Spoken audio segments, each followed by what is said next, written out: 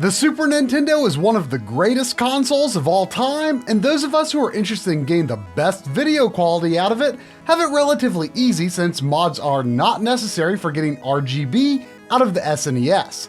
However, some units have better RGB than others, and one model in particular, the so-called SNES Junior or Mini, cannot output RGB at all. However, the Mini, like other late generation SNES consoles, is actually capable of some of the crispest SNES video output possible. Relatively simple and inexpensive RGB mods have been possible for some time and have evolved a fair bit, leading to potential improvements for certain other SNES consoles too. So let's take an updated look at SNES RGB mods.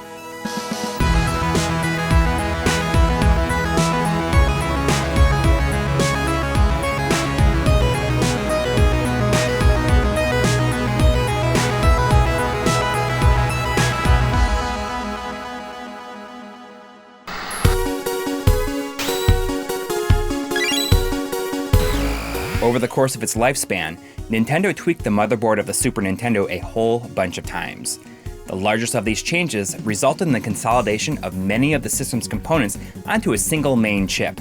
These are usually referred to as one-chip consoles, and provide much better image clarity over earlier revisions, at the expense of minor graphical glitches in a certain few games. As a result, many purists consider the one-chip to be sort of an official clone console. But given that the video output of earlier systems is so soft compared to competing consoles, many find the sharper image to be worth the trade-off. Finding a one-chip console can be challenging because the outside of the system doesn't give any reliable telltale signs. So you have two options: opening up the console and looking at the motherboard, or connecting it to a TV. Early versions are easily discernible due to their softer video output and visible streaking of on-screen graphics. Despite the difference in video quality, each model of the SNES supports a full range of output options. RF, Composite, S-Video, and RGB are available for anyone to take advantage of. That is, up until the final revision of the hardware. In 1997, Nintendo released a more compact Super Nintendo model to cut production costs as they shifted focus to the Nintendo 64. Commonly referred to as the SNES Mini, this model was once again built upon the one-chip design, but keeping with a cost-conscious approach, Nintendo opted to include only composite video output. Thankfully, a number of mods have been developed over the years to restore full video functionality to the Mini, allowing it to stand shoulder to shoulder with its older siblings. The first mod utilized the console's stock S-RGB video encoder by routing the unused S-Video and RGB outputs to the multi-out port on the back. This straightforward approach, while relatively simple for people with decent soldering skills, can oftentimes result in a less than stellar looking image. Unfortunately, these issues are inherent to the S-RGB encoder itself. The main problem with the S-RGB method is that the video image is often too bright, putting it well outside the desired spec for a standard definition analog signal.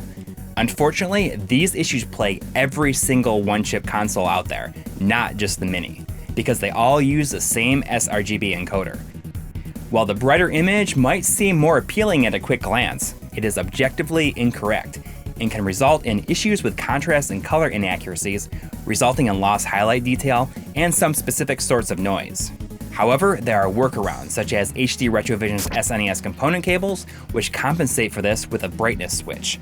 So while a one-chip does offer much greater image clarity, it can come with its own set of issues. To really get the best, you should bypass the S-RGB encoder altogether. RGB bypass mods for the SNES have been around for some time, using relatively inexpensive video amps by Texas Instruments. Until recently, these were available in two flavors, THS-7314 and THS-7316. In fact, we heavily featured the THS-7314 and RGB309 when discussing the SNES Mini. This method was the go-to mod standard for some time, and for good reason. It's fairly easy to install and yields great results, but it should be noted that most of these circuits are sold without proper signal attenuation for one chips, which results in video levels being out of spec just like the S-RGB mod. One function of these RGB bypass circuits that you might want to be aware of are their built-in low-pass filter, or LPF for short. A low-pass filter cleans up noise from analog signals, audio or video, high frequencies that are outside the range of what is intended to be heard or seen. Many issues tend to be invisible on a CRT, but things can get much messier in the digital realm. Putting a low-pass filter directly at the source helps filter out most of the unwanted high-frequency content in the SNES video signal. The open source scan converter actually lets us take a peek at the raw signal from a stock 1 chip if we completely disable its low-pass filter, and it ain't pretty. Look at all of the vertical lines and general wobbly instability. Now turn it back on to either auto or 9 MHz and it looks so much better. Since the THS-7314 has low-pass filtering built into the amp itself, its signal is simply cleaner and doesn't have these issues at all. But the problem is, multiple low-pass filters are overkill. If you plug your analog consoles directly into your TV, you'll get a low-pass filter. Every Framemeister image mode has some type of low-pass filters. Certain models of SCART also have a low-pass filter. So if you have your 7314 modded SNES plugged into one of those SCARTs, which then feeds a Framemeister or some other device, you've got 3 low-pass filters cascading and now your image is a bit blurrier than it really has to be. Now, it's entirely possible that these incremental differences in video quality mean exactly nothing to you, and that is completely understandable. I mean, I had my modded SNES Mini hooked up exactly this same way for some time, and I was totally happy with it. And just so you know, the other RGB amp that has been used in the past, the THS-7316, has a low-pass filter itself, but it's designed for higher bandwidth HD content and does not impact the SNES's standard definition video frequencies.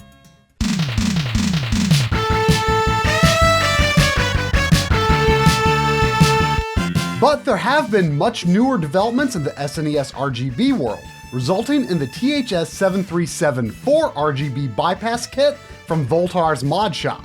This tiny circuit is designed for an easy install with an optimal layout that makes soldering a breeze if you've got the skills. By far the most important aspect of this specific 7374 mod is its video attenuation. It's been optimized for all 1-chip consoles, including the Mini, bringing the video levels back down to spec and fixing color issues.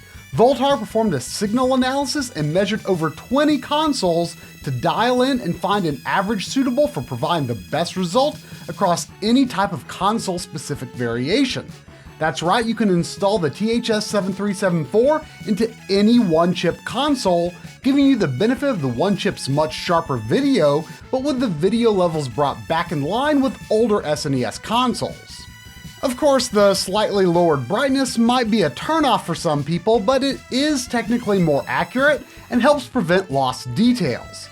If you still prefer a brighter image, it's recommended to perform the adjustment using the controls on your TV or video processor to avoid distorting or clipping the video signal. Just like with audio, once it's distorted, you cannot fix it. Comparing an older SNES console versus a stock 1-chip O2 versus a Mini modded with the THS-7374, you can see that the mod combines the best of both worlds. Which do you prefer? The other reason this new mod is a major advancement over earlier techniques is that depending on your needs, you can choose to enable or disable the board's built-in low-pass filter. We'd guess that in most cases you may as well keep it disabled, since other low-pass filters will probably be layered on top of it somewhere in your video chain. Unfortunately, this mod can't help the softer output of earlier SNES consoles, although we understand that some work is being done to improve this at the source. The THS-7374 mod is now the de facto standard for SNES RGB quality. I've already had my SNES Mini mod redone with the new amp, but now there's one more thing I'd like to have done to it. In certain games, you might notice a very subtle ghosting that appears to repeat certain graphical elements across a portion of the screen. This is most visible with dark outlines next to solid colors. For example, see that faint echo of the life bar in Mega Man X? Let's tweak the colors a little bit to show the problem a bit more clearly. These issues seem to be invisible on a CRT television, but it can cause real problems in the digital realm. Thankfully, it's almost impossible to see most of the time due to all the colors and shades used throughout the image of your typical SNES game, but it can be a big problem with, say, the Super Game Boy, due to the low number of colors available. Unfortunately, the previously mentioned RGB bypass mods will not solve this issue, but the fix may be even simpler. Voultar recently discovered that this is caused by an issue with this capacitor marked C11 on both the standard one chip and the mini motherboards. This capacitor is responsible for keeping the video nice and consistently stable. It seems that this component has aged rather poorly in a number of consoles. Thus, Voultar recommends replacing it with an X5R or X7R capacitor between 470 and 560 nanofarads.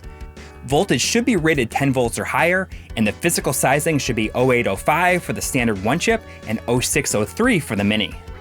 You know, it seems like this issue may not be visible on a majority of one chip or mini consoles, but in our experience, it is not at all uncommon.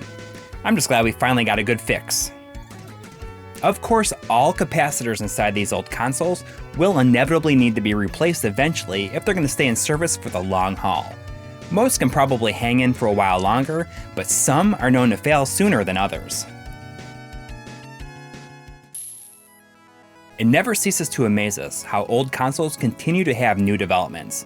Whether the improvements are major, incremental, or simply performing maintenance on old parts, it's always such a rush to push old hardware to new heights. While we don't yet have a totally satisfying fix for the blurry output of earlier SNES consoles, or a proper HDMI mod, it seems like RGB for one-chip consoles is finally in its ultimate form. But you know, there's good reason that the Super Nintendo is one of the most popular consoles, and there's no doubt that people will come up with lots of exciting ideas for it for many years to come.